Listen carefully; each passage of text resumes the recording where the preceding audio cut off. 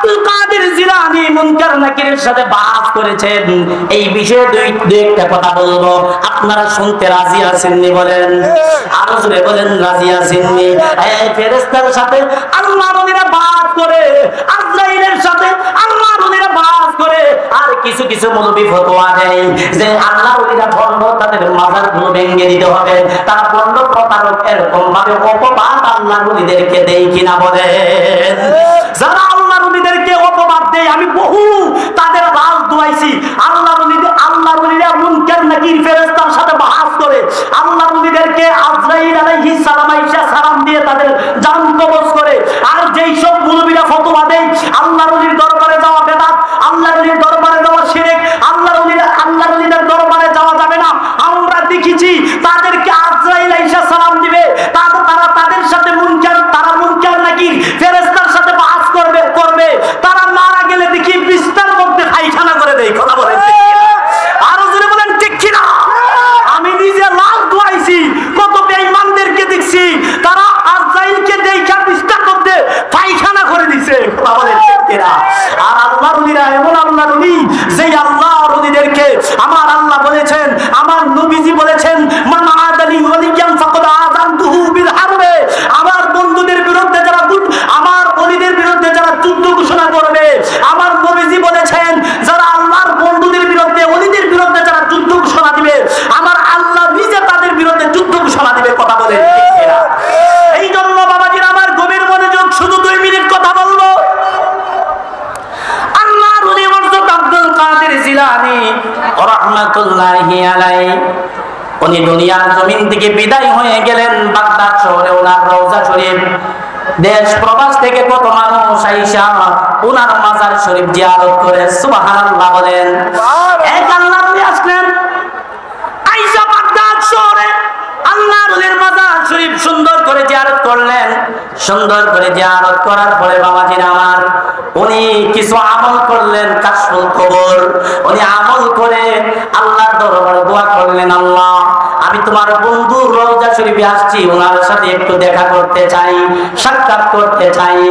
এই বলে আল্লাহর ওলি রওজা শরীফের ভিতরে ঘুমিয়ে গেছেন। বাবাজির আমার, ঘুমের মধ্যে আল্লাহর ওলি আয়েশা আব্দুল কাদের জিলানী আয়েশা হাজির হয়ে গেছে। সুবহানাল্লাহ বলেন। আব্দুল কাদের জিলানী রাদিয়াল্লাহু তাআলা আনহু হাজির হওয়ার পরে আল্লাহর ওলি সালাম দিলেন, দুরূদ পাঠ করলেন, করার পরে বলতেছেন, হে আল্লাহর ওলি আব্দুল কাদের জিলানী রাদিয়াল্লাহু তাআলা আনহু, আপনি মুনকার নাকিরের হাত থেকে কিভাবে নিষ্কৃতি পেলেন?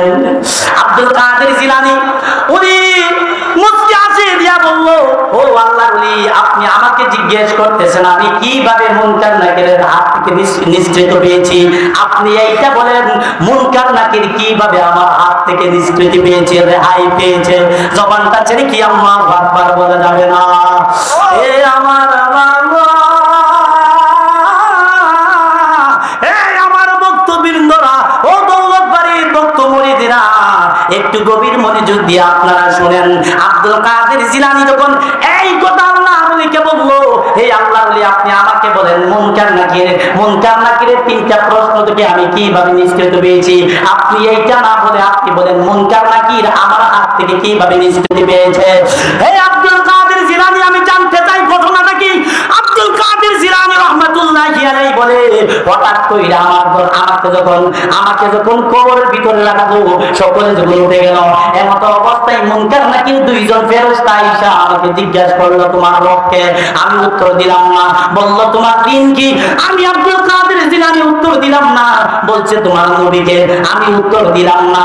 তখন ফেরেশতারা বলতেছে, ও আল্লাহর ওলি, আপনাকে জিজ্ঞাসা করলাম, আপনি তো কোনো উত্তর দিলেন না, কারণটা কি জানতে চাই।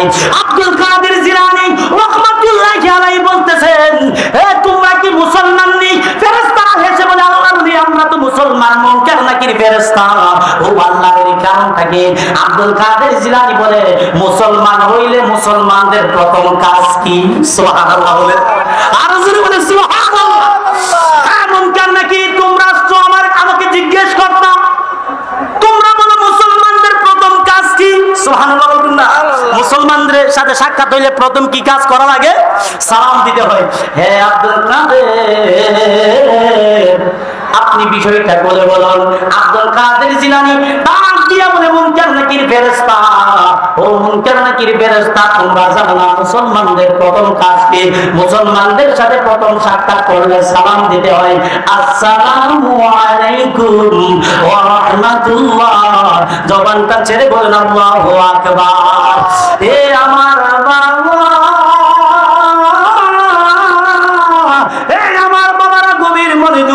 আব্দুল কাদের জিলানী এই কথা বলার পরে, তোমরা তো আমাকে সালাম দিলা না, এই বিষয়টা তোমরা ভুল করেছো। তারপরে তোমরা বলো, আল্লাহ যে তোমাদেরকে বলেছিল আমি প্রতিনিধি সৃষ্টি করতে চাই, তোমরা কি বলেছিলা?